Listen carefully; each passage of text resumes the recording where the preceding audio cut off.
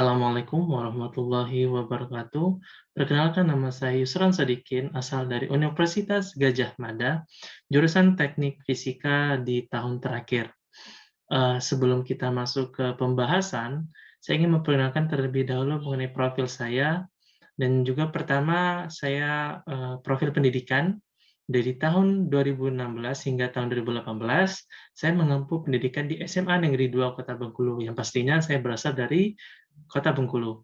Yang kedua adalah saya pada tahun 2018 hingga sekarang, saya mengampu pendidikan di Universitas Gadjah Mada dengan jurusan Teknik Fisika. Dan pada periode kali ini saya sedang melaksanakan kuliah kerja nyata, dan pada kesempatan kali ini juga saya akan memberikan informasi, sharing informasi terkait hal-hal UMKM. Sebelum itu juga di bawah di slide ini ada juga media sosial saya, Facebook, Ihsan Sodikin, Instagram @ihsansodikin, dan LinkedIn Ihsan Sodikin. Oke, kita langsung ke bagian informasi. Pada kesempatan kali ini saya akan memberikan informasi terkait strategi marketing untuk meningkatkan UMKM, terkhususnya di Kecamatan Menteri Jeron. Oleh karena itu, dalam strategi penyebaran informasi pada kali ini, apa aja sih yang akan kita bahas? Yaitu ada 5. Pertama adalah UMKM, kedua kekhawatiran UMKM di masa pandemi sekarang ini, yang ketiga adalah strategi marketing, keempat faktor internal dan faktor eksternal dari UMKM, dan kelima adalah peningkat UMKM. Maksud peningkat UMKM di sini adalah bagaimana cara kita meningkatkan UMKM yang sedang dalam kondisi mengkhawatirkan. Oke, kita langsung saja masuk ke pembahasan pertama. UMKM. UMKM pasti teman-teman sudah pada tahu, tapi lebih baik kita ulas sedikit, yang mana UMKM di sini merupakan suatu usaha perseorangan atau badan usaha yang berskala kecil dan memiliki batasan tertentu dalam hal jumlah tenaga kerjanya, jumlah penjualan atau omsetnya, serta jumlah aset atau aktifannya. Teknologi yang digunakannya masih tradisional dengan pengelolaan usaha yang sederhana. Pada gambar di sini juga bisa terlihat ada 4 gambar seperti di sebelah kanan itu animasi tentang UMKM Indonesia. Dan di bawah ada gambar-gambar seperti ibu-ibu yang sedang berjualan gorengan, ada ibu yang sedang membuat ataupun berjualan fashion seperti sepatu, kerajinan sepatu dan tas. Ada juga bapak-bapak yang sedang menjual kerajinan-kerajinan juga, dan semua itu adalah jenis UMKM. Tetapi tenang, UMKM tidak hanya dari 3 gambar ini saja, tetapi UMKM itu sangat luas, yang mana terdiri dari usaha kuliner, fashion, dan juga agrikultur, seperti itu. Tidak terbatas dari 3 gambar ini saja, tapi sangat luas UMKM ini. Lantas, apa sih kekhawatiran UMKM di masa sekarang? Berdasarkan riset yang saya cari dan saya dapatkan, kekhawatiran UMKM terdiri dari 4 hal.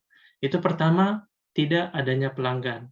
Dikarenakan pandemi COVID-19 menyebabkan toko-toko UMKM sepi pengunjung, bahkan tidak adanya pelanggan yang membeli produk-produk UMKM pada masa pandemi saat ini. Apalagi sekarang sedang terjadi, apalagi pada masa sekarang sudah terjadi peraturan baru yaitu PPKM, hingga membuat orang-orang tidak bisa datang ke toko-toko UMKM, hingga tidak bisa membeli produk-produk yang dijual oleh UMKM.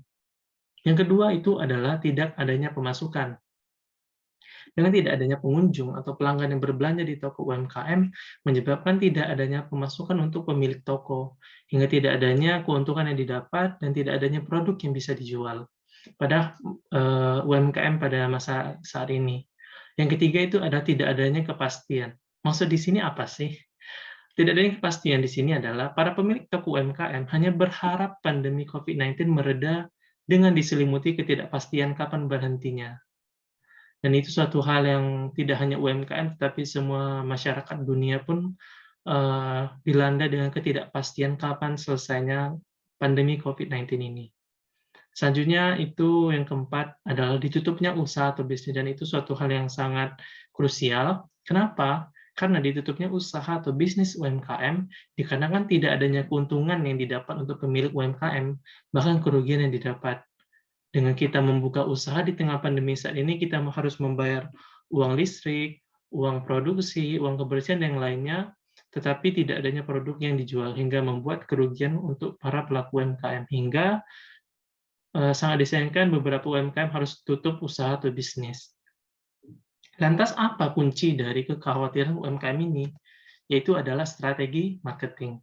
Strategi marketing atau kita bisa disebut untuk bahasa Indonesia adalah strategi pemasaran, adalah strategi yang digunakan oleh perusahaan produsen barang atau jasa ataupun UMKM tentunya secara berkesinambungan untuk memenangkan persaingan pasar secara berkesinambungan juga.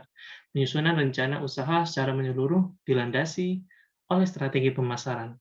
Lantas apa aja strategi pemasaran itu? Apa aja tahap-tahapnya? Itu pasti banyak yang ditanya-tanya oleh orang. Yaitu ada beberapa tahapnya. Dan tahap-tahap strategi marketing ini terbagi atas 16 tahap.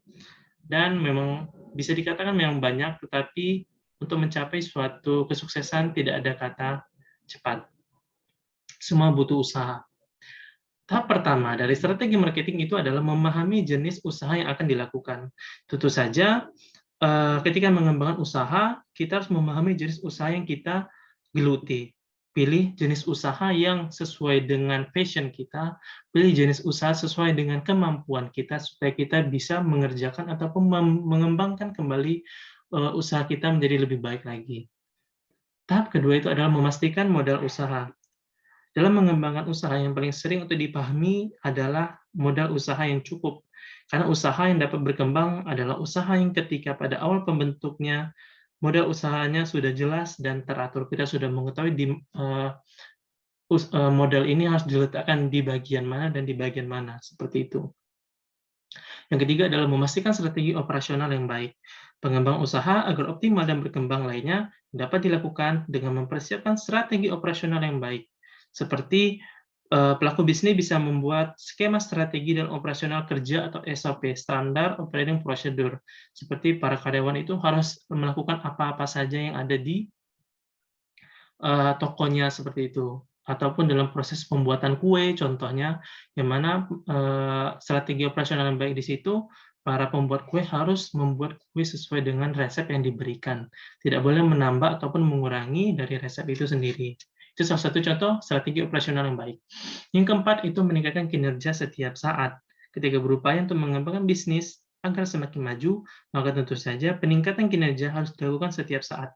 Jangan bosan dalam berinovasi dan berkembang setiap harinya, agar bisnis yang ada atau UMKM kita tidak berhenti di tengah jalan atau membuat kinerja menurun. Yang keenam, itu adalah, mohon maaf, yang kelima, meningkatkan promosi.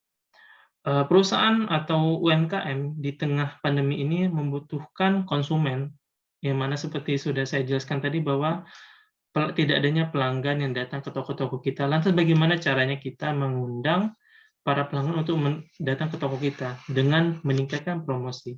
Promosi bisa dilakukan tidak hanya dari mulut ke mulut, seperti bercerita ke tetangga dan yang lainnya, tetapi kita bisa meningkatkan promosi dengan menggunakan digital marketing. Seperti para pelaku UMKM bisa memberikan informasi terkait produknya di WhatsApp, di Facebook, di Instagram, bahkan di Tokopedia, Lazada, dan yang lainnya, seperti itu. Keenam, memahami kompetitor bisnis atau usaha, yang mana ketika menjalani kegiatan berbisnis, maka tentu saja ada yang namanya kompetitor atau pesaing dalam berbisnis, dan ini sudah menjadi hal yang wajar. Mungkin contoh sederhana itu bisa dikatakan seperti toko A dan toko B yang teman-teman pada tahu, yang selalu ada di Indonesia, itu Indomaret dan Alfamart, seperti itu. Mereka ada kompetitor bisnis, tetapi mereka adalah para toko-toko yang sukses dan bisa mengembangkan dan memberikan inovasi-inovasi produk. Mungkin kita bisa mencontoh Indomaret dan Alfamart, seperti itu. Selanjutnya, yang ketujuh adalah melakukan perluasan jaringan bisnis. Di sini dimaksud adalah jangan lupa kita untuk bisa membuat usaha berkembang dan semakin maju dengan senantiasa melakukan perluasan jaringan bisnis. Jangan segan-segan untuk menjalin relasi bisnis dengan banyak orang yang menguntungkan. Dan jangan pernah takut untuk mengambil resiko, karena resiko bisa mendatangkan keuntungan yang besar juga. Kedelapan itu adalah meningkatkan sumber daya yang ada. Mengembangkan usaha, kita juga bisa dilakukan dengan cara meningkatkan sumber daya atau aset yang ada di dalam perusahaan untuk terus dijadikan tenaga pengembang. Kesembilan, selalu mengutamakan pelatanan terhadap konsumen. Maksud di sini adalah ketika mengembangkan usaha, maka konsumen merupakan hal yang perlu sekali diperhatikan. Para pelanggan harus sekali diperhatikan. Oleh sebab itu, harus senantiasa dalam mengutamakan pelayanan dan kepuasan konsumen atau pelanggan. Kita harus selalu memberikan suatu pelayanan yang terbaik untuk para pelanggan supaya mereka selalu datang ke toko ataupun usaha kita. Kesepuluh, senantiasa melakukan inovasi produk. Dalam upaya pengembangan bisnis ataupun pengembangan UMKM, maka tentu saja inovasi produk menjadi salah satu hal yang tidak boleh ditinggalkan. Sebenarnya maksud dari inovasi produk di UMKM ini seperti apa sih? Mungkin contoh sederhananya, mungkin para usaha-usaha bakso seperti itu yang biasanya membuat bakso yang bulat-bulat saja, yang lingkaran, bola seperti itu. Tapi bagaimana jika menginovasikan bakso tersebut menjadi dalam bentuk bunga, dalam bentuk kotak, dalam bentuk hal-hal yang jarang sekali orang lihat. Maka itu salah satu jenis inovasi produk. Walaupun produknya sama, tetapi mempunyai keciri khasan yang berbeda. Itu salah satu contoh inovasi produk. 11 itu adalah bekerja dengan penuh dedikasi. Ketika mengembangkan usaha, maka tentu saja dedikasi kerja yang tinggi dan penuh akan membuat jalannya usaha menjadi baik. Jangan pernah malas, tetapi harus selalu bekerja setiap hari, setiap waktu, dan setiap saat.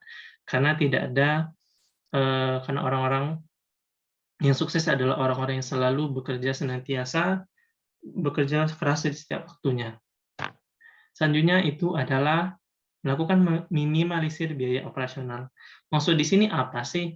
Melakukan meminimalisir biaya operasional itu ketika ingin sebuah usaha UMKM kita berkembang, apalagi bagi usaha UMKM yang masih pemula, maka harus sekali pandai menekan biaya operasional.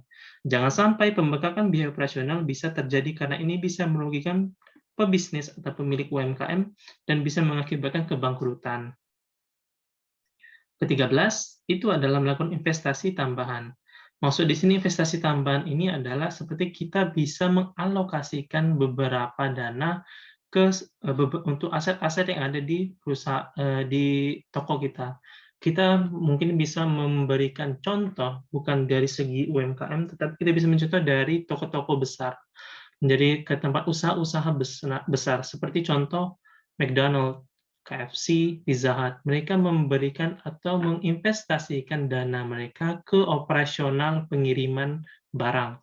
Seperti McD, Pizza Hut, dan KFC itu mempunyai motor tersendiri, kendaraan tersendiri untuk mengirimkan produk mereka ke pelanggan, ataupun mereka mempunyai mobil tersendiri untuk membeli barang ataupun membeli bahan-bahan. Seperti itu, melakukan investasi tambahan. Dan jangan pernah takut, karena aset itu adalah tidak lain dan tidak bukan untuk meningkatkan UMKM kita sendiri. Yang ke-14 itu mengatur pengelolaan keuangan dengan baik. Pedoman untuk mengembangkan bisnis lainnya agar semakin baik adalah dengan mengatur pengelolaan keuangan yang baik. Pengelolaan keuangan ini di dalamnya berisi soal kegiatan operasional perusahaan, penggajian, atau lainnya. Dan ke-15, itu adalah senantiasa melakukan evaluasi kerja. Karena dengan kita melakukan evaluasi kerja, kita bisa mengetahui hal-hal apa saja yang bisa kita tingkatkan dan hal-hal apa saja yang perlu kita tinggalkan. Hingga kita bisa menciptakan suatu lingkungan kerja UMKM yang efisien dan efektif. Yang ke-16 dan yang terakhir itu adalah selalu catat pengeluaran dan pemasukan pada usaha. Karena memperhatikan pengeluaran dan pemasukan sesuai dengan kebutuhan usaha dan pelanggan adalah contoh UMKM yang baik. Dan itu adalah 16 tahap strategi marketing yang perlu dipahami untuk para pelaku UMKM yang ada di tengah-tengah masa pandemi ini, maupun insya Allah di tengah-tengah bisnis setelah pandemi ini usai. Selain dari analisis strategi marketing, hal apa saja yang perlu kita pahami, yaitu adalah analisis SWOT. SWOT itu apa sih? Yaitu strength, weakness, opportunities, dan threats. Strength itu adalah kekuatan atau strength adalah poin internal dan positif dari bisnis atau usaha UMKM Anda. Ini adalah hal yang berada dalam kendali Anda. Seperti contoh, usaha UMKM bakso seperti itu, apa sih kekuatannya? Itu adalah bakso dari toko itu, besar kecilnya, rasanya, dan yang lainnya. Terus weakness, kelemahan adalah faktor negatif yang mengurangi kekuatan Anda atau mengurangi kekuatan dari toko Anda. Ini adalah hal yang Anda mungkin perlu tingkatkan agar menjadi lebih kompetitif. Kita kembali lagi ke contoh bakso. Apa kelemahan dari bakso, dari suatu toko bakso? Banyak sekali mungkin jikalau baksonya sudah sangat enak, baksonya sudah sangat luar biasa, tetapi kelemahannya adalah tempat. Penempatan, tokonya yang kurang baik dan juga mungkin tokonya, kurang bersih, seperti itu. Yang ketiga itu ada opportunities atau peluang adalah faktor eksternal dalam lingkungan bisnis yang cenderung berkontribusi pada kesuksesan bisnis.